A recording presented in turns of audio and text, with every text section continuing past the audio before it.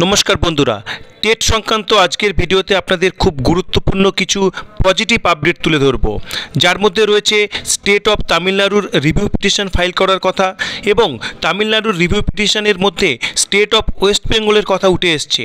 কেনই বা এসছে, তার কি ব্যাখ্যা, সমস্ত কিছু শেয়ার করব।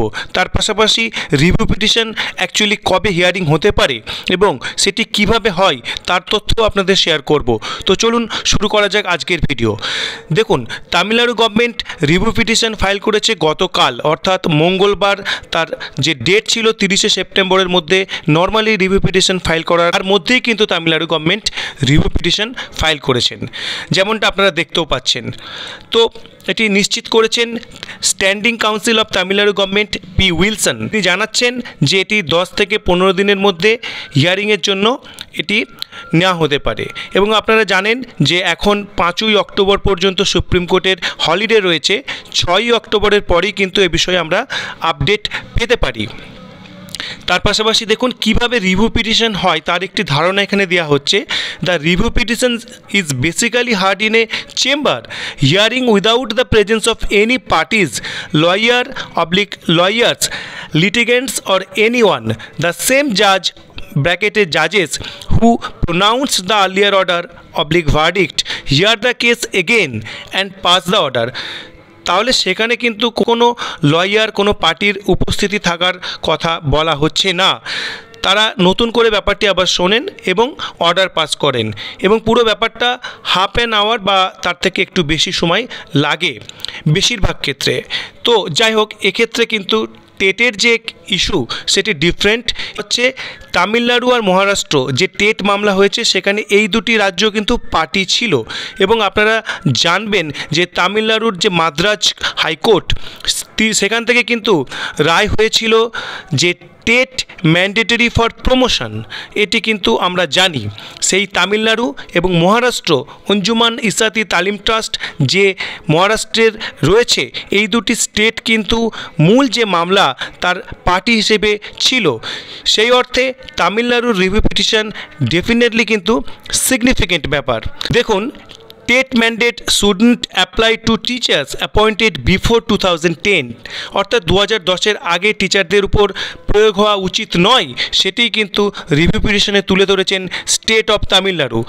In the review petitions the state argued that the mandate applies only to teachers appointed under the relaxed norms notified after the act come into effect on Act 4/2010 and not to those who were validly appointed prior to the act under existing service rules। অর্থাৎ 2010-এর পরে যাদের relaxed নর্মসের মাধ্যমে নিয়োগ করা হয়েছিল তাদের ক্ষেত্রেই প্রযোজ্য, তাদের আগের ক্ষেত্রে প্রযোজ্য নয়। এই বিষয়টি কিন্তু তুলে ধরা হয়েছে। এই রিল্যাক্সড নর্মস কি, সে বিষয়ে আমরা একটু পরে ডিটেলসে যাচ্ছি। দেখুন, it submits that section 23 subsection 1 of the RT act 2009 is an independent clause. এটিকে একটি ইন্ডিপেন্ডেন্ট বা স্বাধীন ক্লজ হিসেবে ধরা হচ্ছে, dealing with future recruitment, while section 23 subsection 2 specifically addresses the contingency of a shortage of trained teachers, permitting the central government to grant temporary relaxations of minimum qualifications for up to 5 years। অর্থাৎ teachers training institution যেগুলি রয়েছে তার স্বল্পতার জন্য state গভর্নমেন্টগুলিকে central government 5 বছরের একটি relaxation দিতে পারে, এটি বলা হয়েছিল সাবসেকশন 2 অফ দ্য সেকশন 23। সেই বিষয়টি তুলে ধরা হয়েছে এবং বলা হচ্ছে, it is pointed out that several states including Tamil Nadu, West Bengal and Odisha had availed relaxations under section 23 subsection 2। এই স্টেটগুলি কিন্তু অলরেডি রিল্যাক্সেশনস পেয়েছে, তার মধ্যে ওয়েস্ট বেঙ্গলের রয়েছে। কি রিল্যাক্সেশন পেয়েছিল ওয়েস্ট বেঙ্গল, সেটি আপনাদের সেই গেজেট নোটিফিকেশন শেয়ারের মাধ্যমে এক্ষুনি আপনাদের শেয়ার করতে চলেছি। দেখুন, এখানে বলছে in view of inadequate teacher training institutions, অর্থাৎ টিচার ট্রেনিং ইনস্টিটিউশনসের যে ইনঅ্যাডিকুয়েসি ছিল সেটিকেই কিন্তু তুলে ধরা হয়েছে। এবং তামিলনাড়ুর একটি ডেটা দেখুন, চমকে দেওয়ার মতো। 4,49,850 জন টোটাল টিচারের মধ্যে 3,90,458 জন টেট নেই। তাহলে কতটা অ্যালার্মিং সিচুয়েশান সেটি বোঝাই যাচ্ছে। সেই জন্যই তারা বলেছে এই টিচার যদি একসঙ্গে চলে যায় স্কুলের আঙিনা থেকে তাহলে ইমিনেন্ট কলাপস হয়ে যাবে এবং সেক্ষেত্রে তাদের পড়াবে কে বাচ্চাদের, সেই জন্য কি হবে, denial of classroom instructions to millions of childrens, lakh lakh students কিন্তু শিক্ষার যে আলো পাওয়া থেকে বঞ্চিত হবে, যেটি আর্টিকেল 21কেই কিন্তু চ্যালেঞ্জে ফেলে দেবে। অর্থাৎ আর্টিকেল 21 এর যে উদ্দেশ্য সেটাই কিন্তু ব্যাহত হবে, সেটিই তুলে ধরা হচ্ছে। তার পাশাপাশি তারা সাজেশন দিচ্ছেন কিছু বিকল্প পদ্ধতি, যেমন কি বলছেন তারা, ইন সার্ভিস ট্রেনিংয়ের কথা বলছেন, রিফ্রেশার কোর্সের কথা বলছেন এবং ব্রিজ প্রোগ্রামের কথা বলছেন। নিশ্চিত আপনারা মনে করতে পারছেন গতকাল আমাদের এই যে বিষয়ে কিন্তু আমরা ভিডিও দিয়েছিলাম এই চ্যানেলেই, যে কী কী বিকল্প পথ হতে পারে, সেই পয়েন্টসগুলি কিন্তু এই রিভিউ পিটিশনে তামিলনাড়ুর ক্ষেত্রে আমরা লক্ষ্য করতে পারছি। তার পাশাপাশি দেখুন, যদি টিচার্সদের টেট দিতে হবে এরকম বিষয়টি এসে যায় তাহলে তারা ফোকাসটা করবে তাদের পড়াশোনার প্রতি, তাহলে বাচ্চারা কিন্তু তারা ডিপ্রাইভড হতে পারে। সেই জন্য তারা কিন্তু আবার বিকল্প পদ্ধতিগুলির অবতারণা করেছেন যে এই ধরনের বিষয়গুলি করা যেতে পারে। তো চলুন এবার ওয়েস্ট বেঙ্গল কীভাবে এই বিষয়ে কানেক্টেড, কেন ওয়েস্ট বেঙ্গলের কথা উঠে এলো সেই বিষয়টি নিয়ে আমরা এবার একটু আলোচনা করে নিই। তার আগে আপনাদের জানাবো আরও দুটি রিভিউ পিটিশন ফাইল হয়েছে STFI, এটা আপনারা নিশ্চয়ই শুনেছেন অনেক দিন আগে। রিভিউ পিটিশন ফাইল হয়েছে কেরালার টিচার্স অ্যাসোসিয়েশনের পক্ষ থেকে। 1 এপ্রিল 2015 গভর্নমেন্ট অফ ইন্ডিয়ার গেজেট নোটিফিকেশনে ওয়েস্ট বেঙ্গলের ক্ষেত্রে কী বিষয় বলা হচ্ছে সেটি আপনাদের শেয়ার করব। দেখুন, মিনিস্ট্রি অফ হিউম্যান রিসোর্স ডেভেলপমেন্টের পক্ষ থেকে এই নোটিফিকেশন জারি করা হয়েছিল, যেখানে বলা হচ্ছে এনসিটির 23 আগস্ট 2010 যে নোটিফিকেশান তার ভিত্তিতে মিনিমাম কোয়ালিফিকেশান তারা ঠিক করে দেন এবং যেখানে subsection 2 of the section 23 R T act central গভর্নমেন্টকে পাওয়ার দিচ্ছে স্টেট গভর্নমেন্টকে স্পেশাল কিছু বছরের জন্য ছাড় দেওয়া, সেটি 5 ইয়ার্স পর্যন্ত। তো সেই বিষয়গুলির কথা উল্লেখ করা হচ্ছে। তারপর কি বলা হচ্ছে, and where as the central government in exercise of the powers under subsection 2 of section 23 of the RT act granted relaxations to the state government of West Bengal for a period up to 31 March 2014 vide notification number notification number উল্লেখ করা রয়েছে। অর্থাৎ state of West বেঙ্গলকে প্রথমে ছাড় দেওয়া হচ্ছিল 31 March 2014 পর্যন্ত relaxed নর্মসের মাধ্যমে তারা টিচার নিয়োগ করতে পারবে, কিন্তু প্রোভাইডেড ছিল একটা সার্টেন টাইমের মধ্যে স্টেট গভর্নমেন্টকে উদ্যোগ নিয়ে তাদের যে রিকোয়ার্ড কোয়ালিফিকেশানস বা মিনিমাম কোয়ালিফিকেশানস সেটি অর্জন করিয়ে দিতে হবে।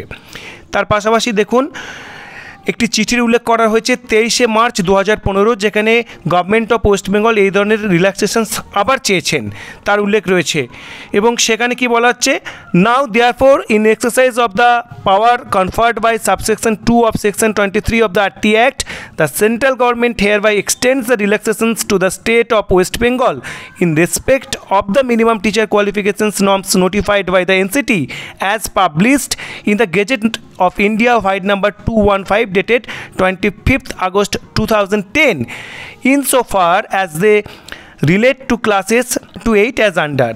সেখানে কি বলা হচ্ছে, 2 ইয়ার ডিপ্লোমা কোর্সের কথা বলা হচ্ছে 1 থেকে 5-এর জন্য, আর 1 বছরের বিএড কোর্সের কথা বলা হচ্ছে 6 থেকে 8-এর জন্য, এবং এই রিল্যাক্সেশনস দেওয়া হচ্ছে 31 মার্চ 2016 পর্যন্ত। অর্থাৎ 31 মার্চ 2016 পর্যন্ত স্টেট অফ ওয়েস্ট বেঙ্গলকে দ্বিতীয় দফায় ছাড় দেওয়া হয়েছিল যে রিল্যাক্সড নর্মসের মাধ্যমে টিচার্স নিয়োগ করা যাবে, এবং যেটি রিভিউ পিটিশনে তামিলনাড়ু তুলে ধরেছেন যে এই সমস্ত টিচার্সদের ক্ষেত্রেই কিন্তু টেট ম্যান্ডেটরি হওয়া কথা কিন্তু তারা বলেছেন। এখানে দেখুন, the government of West Bengal shall conduct the teachers eligibility test hence after referred to as state in accordance with the guidelines dated 11th February 2011 issued by the NCT, and only those persons who pass the TET can be considered for appointment as a teacher in elementary classes। অর্থাৎ এই যে ছাড় দেওয়া হয়েছিল সেটি training কোয়ালিফিকেশনের উপরে ছাড় দেওয়া হয়েছিল বা একাডেমিক কোয়ালিফিকেশনের উপরে ছাড় দেওয়া হয়েছিল, টেট কিন্তু করতেই হবে সেটি বলা ছিল এই যে রিল্যাক্সড নর্মস যখন দেওয়া হয়েছে। সেক্ষেত্রে যারা ইন সার্ভিস টিচার তাদেরকেও যে করাতে হবে সেই বিষয়ে কিন্তু কোনো উল্লেখ নেই। এবং এখানে কি বলা হচ্ছে, the state government and other school management shall ensure, অর্থাৎ তাদেরকেই এনসিওর করতে হবে, state government and other school management, that teachers who are appointed under the relaxed qualification norms acquire the minimum qualifications specified in the NCT notifications within a period of 2 years from the year of appointment। অর্থাৎ যে বছরে appointment হচ্ছে তার 2 বছরের মধ্যে তাদের যে lack ছিল বা যেগুলি ছিল না কোয়ালিফিকেশান সেটি অর্জন করতে হবে। এবং কে করিয়ে দেবে? স্টেট গভর্নমেন্ট অথবা স্কুল ম্যানেজমেন্ট এটি করিয়ে দেবে। এটি পরিষ্কারভাবে বলা ছিল, যার উল্লেখে কিন্তু তামিলনাড়ুর রিভিউ পিটিশন আমরা পেয়েছি। এবং তারা বলছেন যারা এই রিল্যাক্সড নর্মসের মাধ্যমে অ্যাপয়েন্টেড হয়েছেন তাদের ক্ষেত্রে টেট ম্যান্ডেটরি হবে, অন্যদের ক্ষেত্রে নয়। এবং সে বিষয়টি আমরা লক্ষ্যও করেছি, দেখুন সেখানে পরিষ্কার বলে দেওয়া হয়েছিল স্টেটগুলিকে কিন্তু টেট নিতে হবে, অর্থাৎ রিল্যাক্স নর্মস দেওয়ার সময় কিন্তু টেট ম্যান্ডেটরি বলা হয়েছিল। কাদের জন্য বলা হয়েছিল? যারা নতুন নিয়োগ পাচ্ছে। পুরনো যারা রয়েছেন তাদের জন্য বলা হয়েছিল না, বলা হয়নি।